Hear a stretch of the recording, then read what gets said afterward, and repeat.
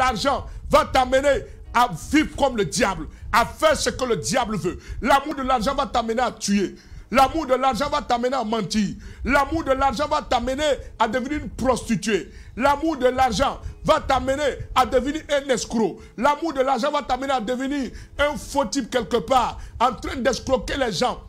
L'amour de l'argent va t'amener à aller dormir dans les cimetières. L'amour de l'argent va t'amener à rentrer dans des choses obscures. L'amour de l'argent va t'amener à être un grand adorateur du diable. L'amour de l'argent va amener ta famille dans la destruction. L'amour de l'argent va créer la mort prématurée dans ta vie. Bien-aimé, je suis en train de parler à quelqu'un. L'amour de l'argent est la racine de tous les maux. Es-tu assoiffé du pouvoir? Es-tu assoiffé de la grandeur? Moi, j'ai toujours fait attention aux gens qui sont pressés de réussir. J'ai toujours fait attention aux gens qui veulent une certaine grandeur alors qu'ils ne sont pas arrivés là-bas d'abord. J'ai toujours fait attention à ceux qui veulent toujours se faire voir alors qu'ils ne sont pas arrivés là-bas. Écoutez, bien-aimés, Dieu a un temps pour tout le monde. Aujourd'hui, c'est le temps de Pierre. Demain, c'est le temps de Paul. Aujourd'hui, c'est ton temps.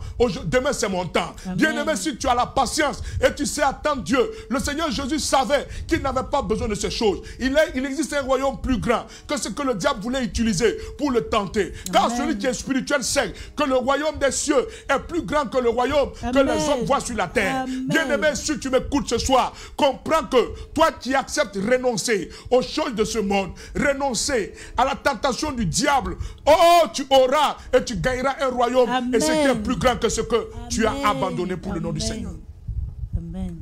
Si tu m'écoutes là où tu es, donne-moi la main ce soir. J'aimerais parler à quelqu'un qui est connecté. J'aimerais parler à quelqu'un qui est mature. J'aimerais parler à quelqu'un qui connaît discerner les choses. L'argent est important pour tout chrétien. L'argent est important pour toute personne qui m'écoute. Mais à cause de l'argent, s'il te plaît, ne te prosterne pas devant le diable. Il allait avoir le pouvoir. Il allait avoir la grandeur. Jésus, il lui disait, prosterne-toi, tu auras le pouvoir sur toutes ces nations. Bien-aimé, écoute-moi ici. Le diable peut te donner le pouvoir, mais quel genre de pouvoir il te donnera? Un pouvoir éphémère, un pouvoir destructeur, un pouvoir pathétique. C'est pourquoi beaucoup ont fait alliance avec le diable pour aller au pouvoir, pour entrer dans les affaires. Et après, ils sont devenus pathétiques et malheureux. Regarde la fin de ces gens qui ont fait des alliances sataniques et diaboliques pour être au pouvoir. Regarde leur fin. Bien-aimé, toi qui es en train de me suivre, si tu es passé par une alliance satanique et diabolique pour être dans un pouvoir, dans un poste, repens-toi pendant qu'il est temps, parce que ta chute n'est pas loin.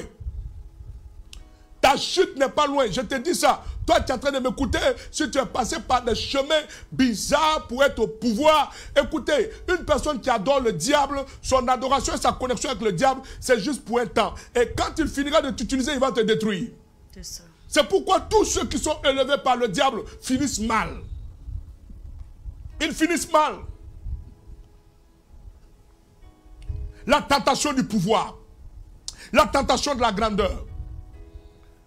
Rentrez sur Internet et regardez. Vous verrez qu'on ne parle que du pouvoir. Vous verrez qu'on ne parle que de la grandeur. Vous verrez qu'on ne parle que de l'argent. On ne parle que de ces choses. On ne parle que de ces choses. Il nous dit, prosterne-toi et tu auras tous ces royaumes.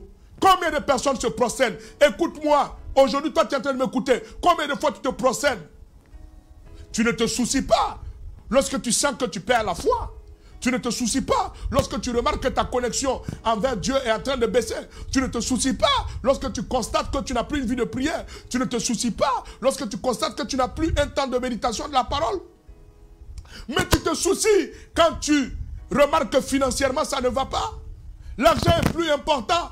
Quand tu tapes dans ton portefeuille, que tu te rends compte que tu n'as que 5 000, et que tu n'as que 2 500, que tu n'as que 1 500, alors ton cœur commence à battre. Mais depuis quand tu as eu des battements de cœur parce que tu n'as pas prié? Depuis quand tu as eu des battements de cœur parce que tu n'as pas eu un temps de connexion avec Dieu? Bien-aimé, qui est ton Dieu? Est-ce maman ou est-ce Dieu d'Israël? Est-ce maman ou est-ce Jésus? On ne peut pas adorer deux dieux. Le Dieu le plus important, celui qui est au-dessus de tout, de toute création, de tout ce que les yeux peuvent voir, de toute richesse. La Bible dit que l'or et l'argent appartiennent à Dieu. Si le diable a de l'argent qu'il peut donner à quelqu'un, c'est de l'argent volé. Et le voleur ne peut jamais valoir mieux que le propriétaire. Amen. Si je parle à quelqu'un aujourd'hui, donne-moi la main. Le diable est un voleur alors que Dieu en est le propriétaire. Même s'il vole, Dieu a la capacité de créer. Et s'il ordonne à l'argent de te suivre, l'argent viendra. Et l'argent que Dieu te donne n'est pas de l'argent qui te perd. C'est de l'argent qui te bénit et c'est de l'argent qui n'est suivi d'aucun chagrin. C'est de l'argent que tu vas utiliser pour la gloire de Dieu. Bien-aimé, si tu m'écoutes ce soir, attends Dieu, attends Dieu, attends Dieu, attends Dieu. Jésus n'avait pas besoin des richesses que Satan lui proposait. Jésus n'avait pas besoin des royaumes que Satan lui proposait. Jésus n'avait point besoin de ces choses, car il savait que celui dont il est le fidèle et celui dont il est le disciple, celui dont il est le fils, il savait que celui-là était le détenteur de toute richesse. Amen. Dans les cieux, sur la terre et sous la terre. Amen. Bien-aimé, aujourd'hui, j'aimerais te parler que tu connaisses ton Dieu. Un chrétien qui connaît son Dieu ne va pas baisser les mains, ne va pas râler à cause de l'argent du diable. Un chrétien qui connaît son Dieu ne va pas se mettre à râler, à rentrer dans une mauvaise vie, une vie corrompue, soit disant que ma vie ne va pas. L'apôtre Paul pouvait dire, je suis habitué à la faim, je suis habitué à être rassasié, je suis habitué à la richesse, je suis habitué à la pauvreté, je suis habitué à toutes sortes de situations. Mais celui qui marche avec Dieu, lui, il peut tout par Christ qui le fortifie. Amen. Il vit du contentement. Quand ça va, je loue Dieu. Quand ça ne va pas, je loue Dieu. Amen. Quand je suis riche, je loue Dieu. Quand je suis pauvre, je loue Dieu. Quand ça va, je loue Dieu. Quand ça ne va pas, je loue Dieu. Quelles que soient les circonstances, mon attachement, ma volonté, ma vie envers Dieu ne change pas. Ma vision envers Dieu ne change pas. Ce ne sont pas les richesses qui m'amèneront à voir Dieu autrement. Ce n'est pas la pauvreté qui m'amènera à voir Dieu autrement. Et quand ta vision est ainsi, le diable ne peut pas te toucher. C'est pourquoi Jésus a dit, Satan, tu me montres des trésors. Satan, tu me montres des richesses. Satan, tu me montres des royaumes. Mais cela ne peut pas m'éloigner de mon Dieu.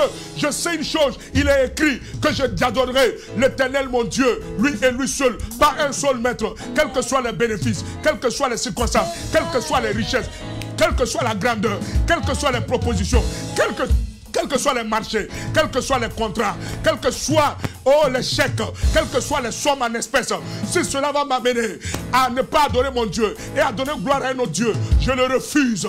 Je dois adorer mon Dieu, lui et lui seul, matin, midi, soir, même si les vents se lèvent, même si la galère arrive, même si les circonstances sont contraires, même si je perds mon emploi, je n'accepterai pas me faire recruter par des sociétés secrètes.